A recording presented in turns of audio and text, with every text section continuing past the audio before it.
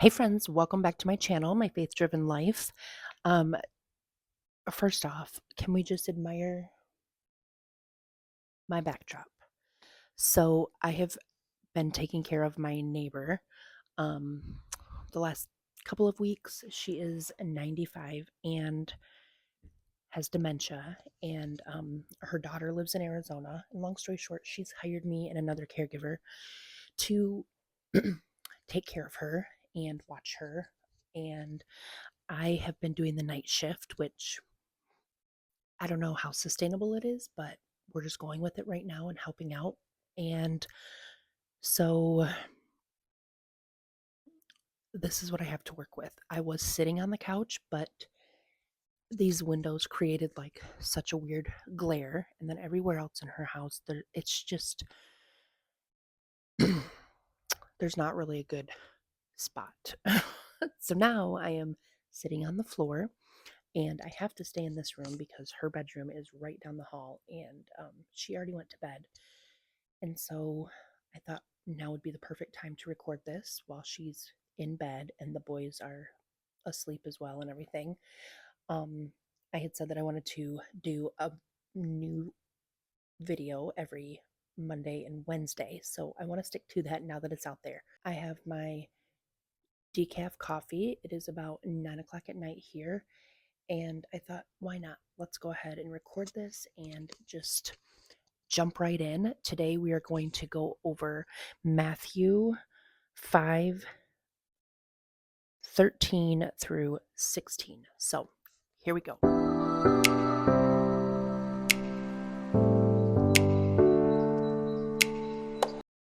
Okay, so I wanted to kind of talk about um, these Bible verses and also just give a little more detail to my own personal testimony.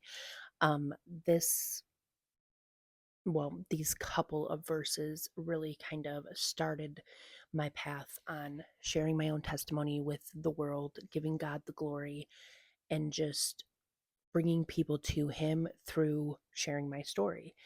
And the reason why these couple of verses kind of stick out is because when I was at church a few months back, before summer, these verses kind of popped up just in conversation, not in like that sermon or anything, but just in conversation with my pastor's wife, actually.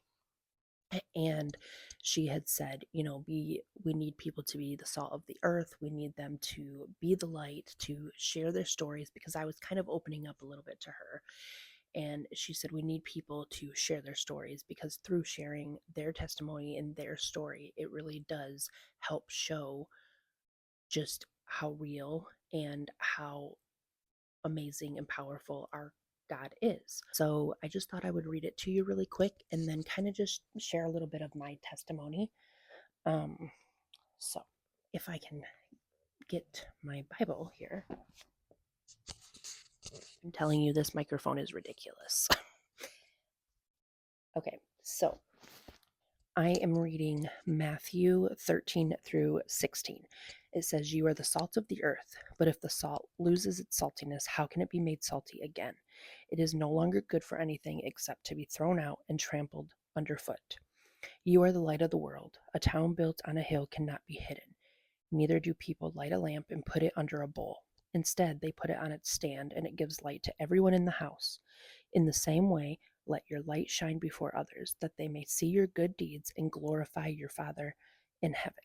And so for me, I just feel like part of a way that I can do that is by sharing my own kind of testimony with you and um not really like my life story, but a condensed version of my life story slash my testimony, what really kind of solidified my relationship with the Lord. My mom was an alcoholic my whole entire life. She was in and out of my life. My dad remarried when I was, I think, 5. And me and my stepmom kind of always butted heads here and there. Fast forward to the age of 16, she ended up essentially kicking me out. She told my dad, either I go or she goes, and my dad kicked me out. Um, and that was such a blessing looking back, like, again, he knew what he was doing. Because I went to live with my grandparents and my aunt and uncle, and I swear I would not be the person I am today if I wouldn't have went and moved in with them. And who knows where I would be right now if it weren't for the four of them. After my second Barrett was born in 2017, me and my mom ended up getting extremely close. She ended up starting to like babysit for us. And when I was at work, and I only worked a couple days a week, but one of the things that we had said was due to the fact that we know she drinks when she's at home, like she had to stay at our house to babysit. So she would spend the night multiple times a night at our house to babysit and also just to like hang out with us. And then um we still had our ups and downs. We still had our bouts of not talking to one another and things like that because of her drinking. um but our relationship was better than it had ever been. And then in 2021, she ended up getting sick and she needed to have surgery. And a few months before this, I had decided to start kind of going to church. Up to this point, I maybe went to church once, twice, every now and then with my cousin's wife. I never went to church growing up. Nobody in my family read a Bible, nobody prayed, nobody talked about God, nothing like that. I decided to kind of start my relationship with Him and start going to church and start trying to create that habit for myself and for my boys and to allow my boys to have that relationship with Him.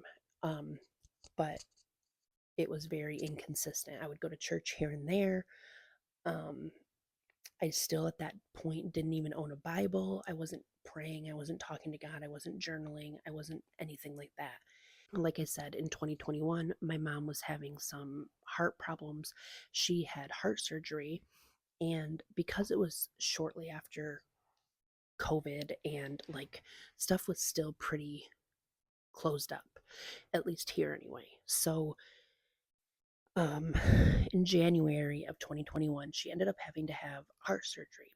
And it was a pretty big deal. And she was a smoker and a drinker, and she abused pain medications and things like that.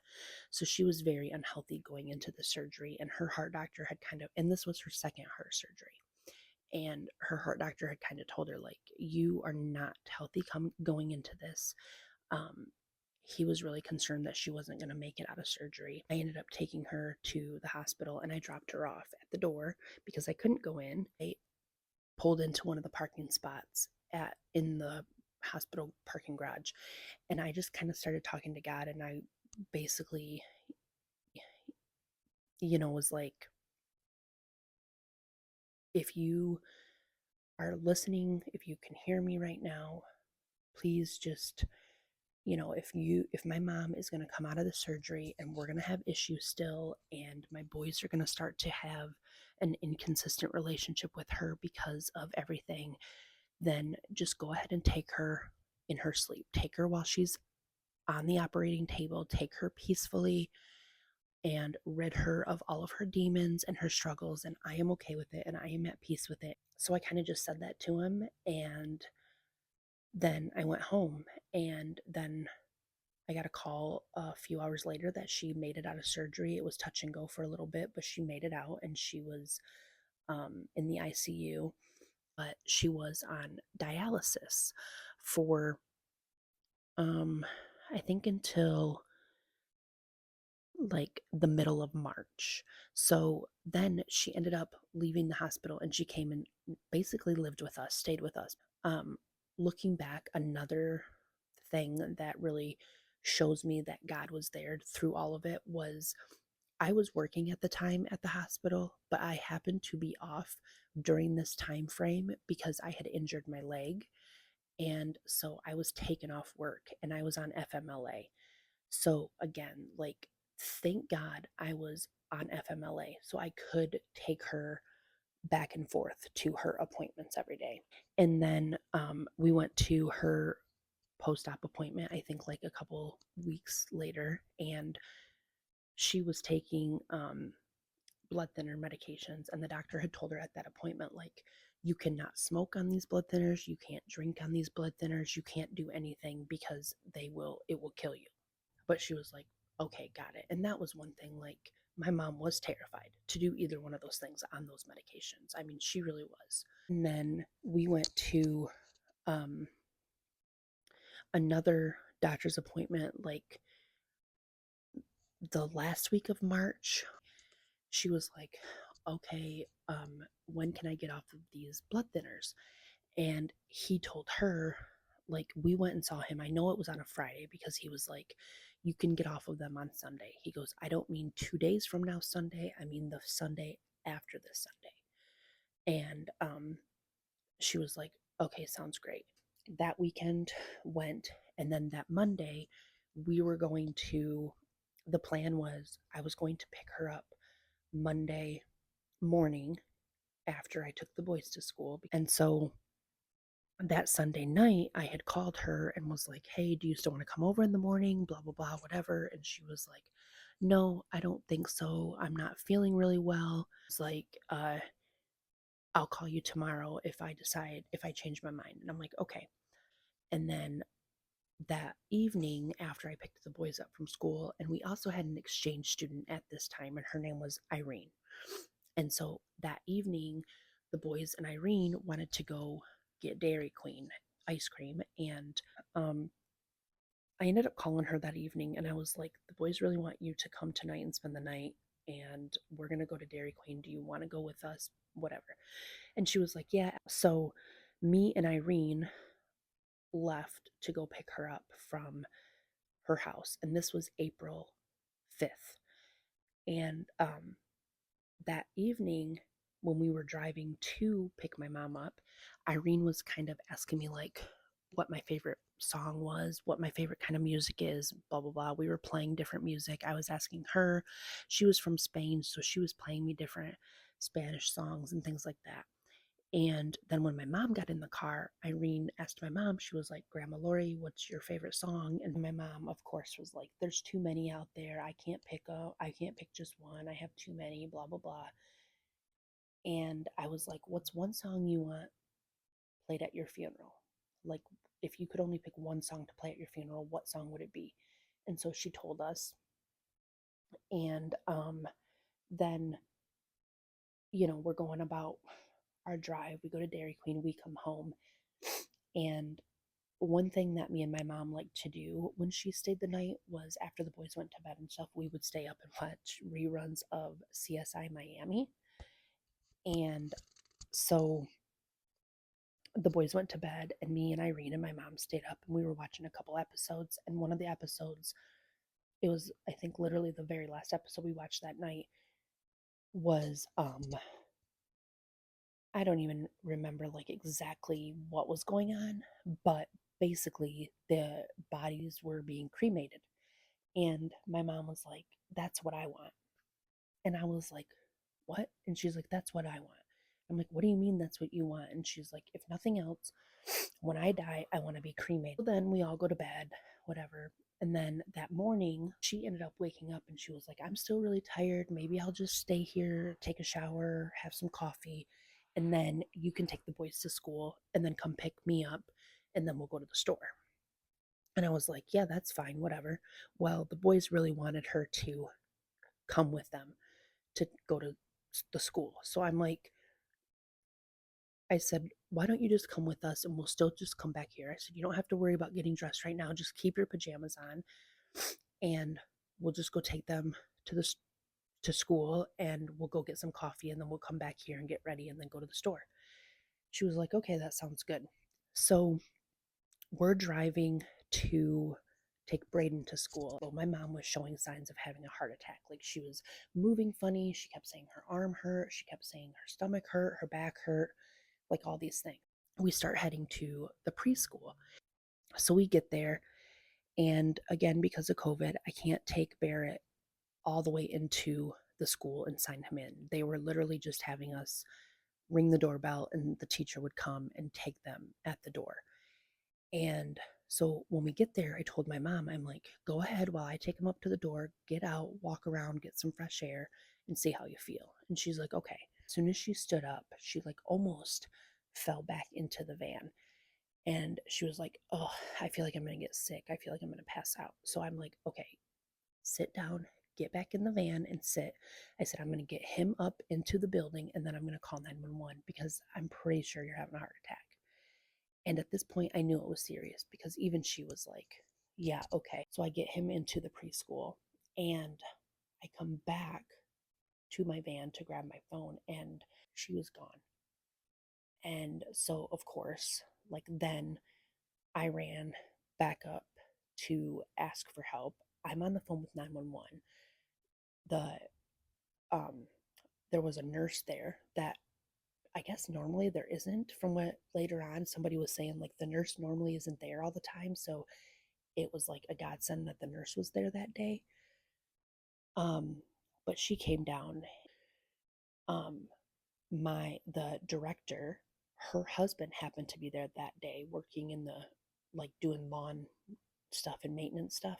He happened to be there that day, so he was able to help lift my mom up out of the van and down onto the ground into the parking lot, so that way the director and the nurse could start CPR.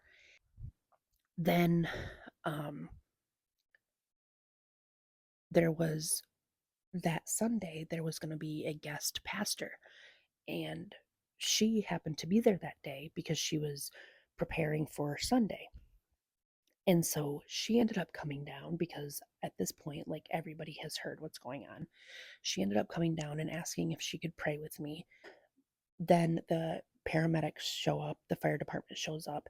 There happened to be a volunteer paramedic that showed up that day that he came up and he was like, "Hey, I'm still kind of new, but I am also a pastor. Would you mind if I pray with you?" And um, so he prayed, and then yeah, she died right there. Like, they never took her to the hospital or anything. She just died there. And looking back, because of COVID, I am so thankful that they weren't able to take her to the hospital, because as crappy as it was to say goodbye to your mom laying in a parking lot, I was able to have my time with her, and I was able to call all the people that I needed to call, and they were all able to come and have their time with her and hold her hand and tell her goodbye.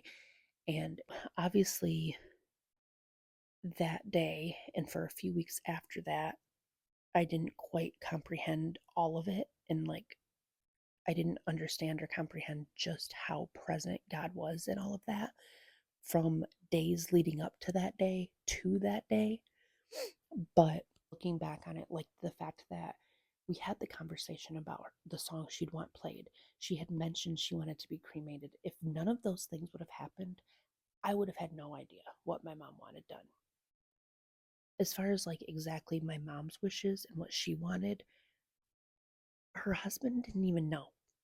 So looking back, like, he gave me everything I needed, literally everything I needed to prepare me for that. And even when people, like, I didn't have a relationship with God really up to this point, like, not really. And so for people to tell me, like, it's okay to be mad, it's okay, like, it's understandable and this and that, I just kept saying, I'm not mad at him. He did exactly what I wanted. I'm not mad. And for a while, I was like, I couldn't even fully comprehend what I was meaning by that. But you guys, I had told him the day of her surgery, I said, if me and my mom are going to have a good relationship and my boys are going to have a good relationship with her, then give her back to me.